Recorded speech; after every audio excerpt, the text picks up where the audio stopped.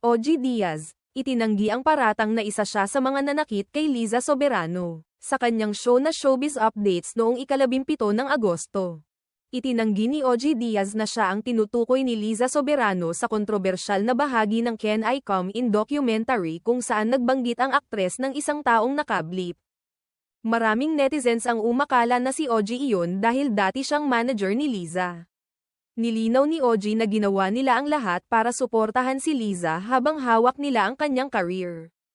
At kung may kulang man, pananaw na raw iyon ng aktres. Sa kabila ng isyu, nagpahayag pa rin siya ng pasasalamat at respeto kay Liza.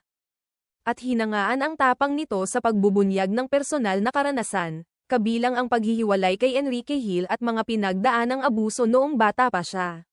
Samantala, hati ang opinyon ng publiko, may naniniwalang dapat na itong lampasan, habang ang iba'y naghihintay ng mas malinaw na sagot mula kay Liza.